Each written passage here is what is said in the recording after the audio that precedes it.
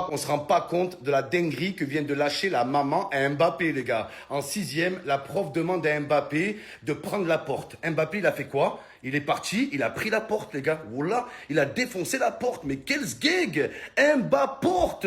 Ça se voit que c'est un STMG, les gars. Là, je le vois. Mais Mbappé, t'es sérieux? Donc la prof, quand elle disait à Mbappé, ouais, tu vas en heure de colle, Mbappé, pendant 1 heure, il faisait de la colle, les gars. Voilà. Pendant 1 heure, il faisait du collage. Il croit que c'est ça, 1 heure de colle. Mais sérieux, Mbappé, quand la prof disait à Mbappé, aujourd'hui, on va faire un contrôle, Mbappé prenait un ballon, il faisait un contrôle avec, les gars. Voilà. C'est pour ça qu'il est devenu aussi fort au foot.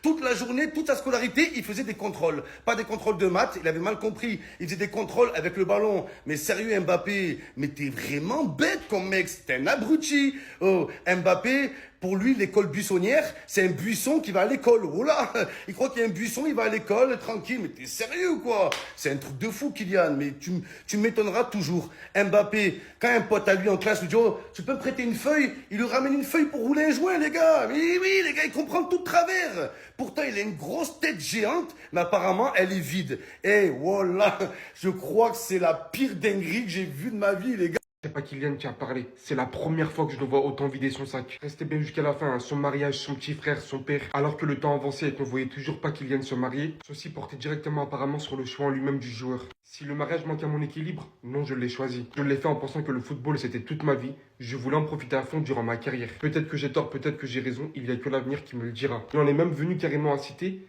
j'espère avoir un fils qui détestera le football. Mais ça, c'était surtout après avoir évoqué le monde du football et comment il est. Plus tu as d'argent, plus tu as de problèmes. Si je n'avais pas cette passion pour le foot, le monde du football m'aurait dégoûté depuis très longtemps. Je suis fataliste sur ce qu'est le monde du foot, mais pas de la vie. La vie est magnifique. J'aime dire que les gens qui vont au stade sont bien, venir voir du spectacle et ne pas savoir les coulisses. Certains ne voient pas que ta vie change, ils veulent garder l'image de toi enfant quand tu étais avec eux, mais tu n'es plus le même, tu as des responsabilités, des engagements, des comptes à rendre. Va expliquer ça aux personnes pourtant qui aujourd'hui se battraient pour avoir ta vie. Bien d'accord pourtant sur le fait que ta vie change entièrement à partir du moment où tu es un joueur comme Kylian Mbappé. Wilfried, il est fou en fait, il nous avait caché ça. Kylian, je l'ai entraîné 2 ans, personne ne savait que c'était mon fils, jusqu'à ce qu'un jour, ils disent papa. Un jour, j'ai eu un dérapage avec Kylian, une fois il en a rigolé plus tard, moi aussi désormais. J'avais gueulé et j'avais tout mélangé, le père, l'entraîneur. C'était à la mi-temps d'un match, il était surclassé, il était redescendu car on n'était pas bien au classement. Il avait 14 ou 15 ans, il était déjà à Clairefontaine, une période où il travaillait son pied gauche et il travaillait le pied gauche pendant le match. Je lui dis: eh oh, on joue notre survie nous,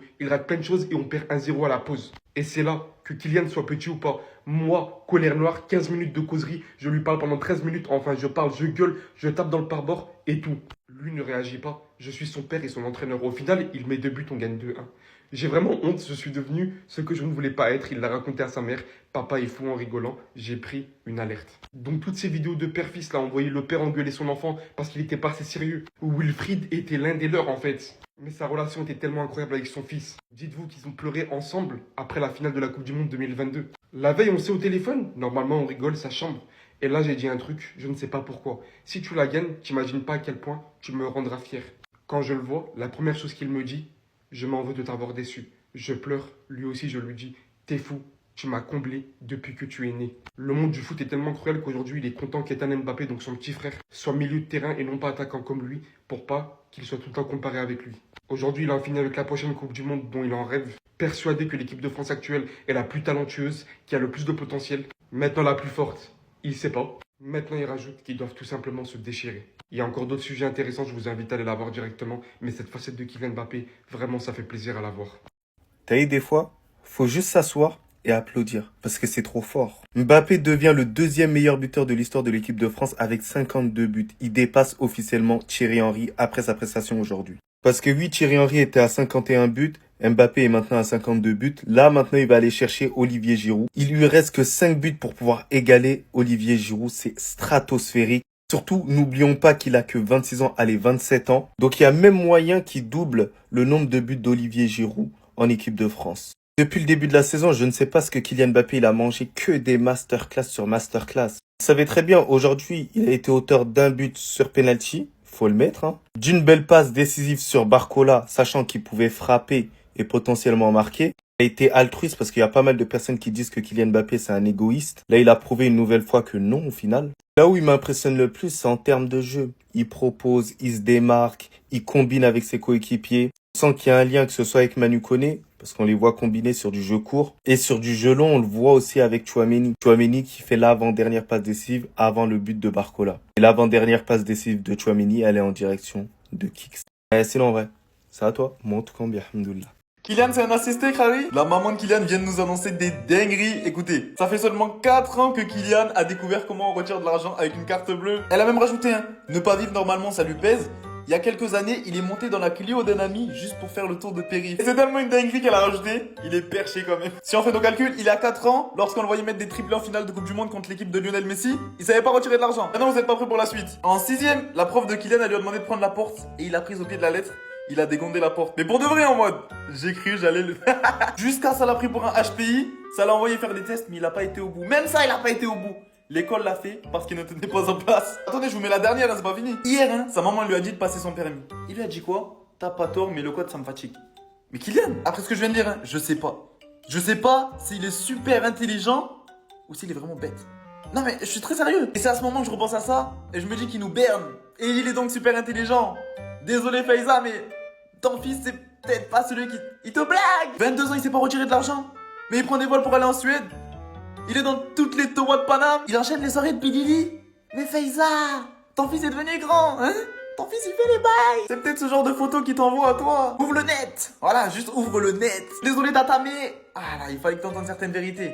En tout cas, t'as fait un bel enfant. Je sais pas si vous avez écouté l'interview de Kylian Mbappé. Il parle un peu de son passage au PSG, du Real Madrid, de l'équipe de France et la vie d'un footballeur.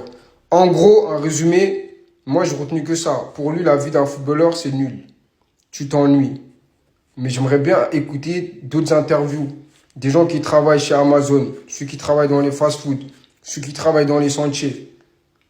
Il a dit, il y a un moment, il a dit, pendant une Coupe du Monde, t'es enfermé dans ta chambre, tu regardes le ciel.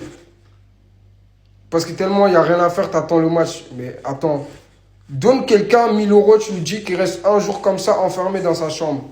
Qui va pas le faire? On va tous le faire. Il y en a, ils ont enclenché des projets Mbappé. Lui vient nous dire, ouais, la vie d'un footballeur, c'est nul, patati patata. Donc quand il est rempli, t'es là, tu joues au foot, t'es célèbre, t'es une star. Il y a des gens, ils rêveraient d'être à sa place. Il est là, il nous raconte des salades, là. Voilà, voilà. J'espère que mon fils détestera le football. J'aimerais qu'il ne mette jamais les pieds dans ce milieu. Plus tu as d'argent, plus tu as de problèmes. Si je n'avais pas cette passion, le monde du football m'aurait dégoûté depuis longtemps. Les gens qui vont au stade ont de la chance de juste venir voir un spectacle et de ne pas savoir les coulisses. Les gars, quand on voit tout ça là, ça montre que le foot c'est vraiment un monde de merde. C'est un monde de piranhas. C'est un monde d'hypocrites. C'est un monde de mauvaises personnes.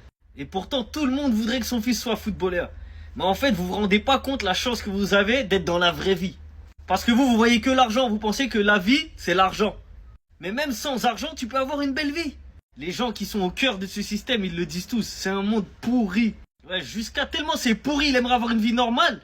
Un jour, il est monté dans la Clio d'un ami juste pour faire un tour du périph'.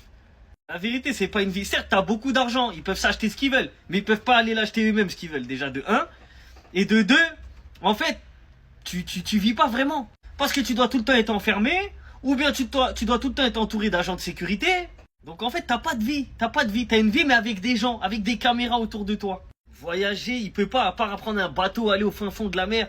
Il peut pas faire ce qu'il veut, les gars. Vous, demain, vous voulez voyager, vous voyagez. Même si c'est dans le sud de la France, même si c'est des destinations qui coûtent pas très cher, vous pouvez le faire et profiter de votre moment. Donc les gars, faut arrêter d'idéaliser leur vie à eux. Elle est nulle. La plupart ne sont même pas heureux. Je pense que les seuls qui doivent être heureux, c'est les joueurs de... Tu sais, les petits joueurs de Ligue 1, de Ligue 2, tranquille. T'as vu? Les joueurs qui sont dans des petites équipes ou des équipes moyennes, ils peuvent marcher dehors, tranquille, personne ne les embête. Mais eux, là, les plus riches, là, les plus connus, ils aiment pas leur vie.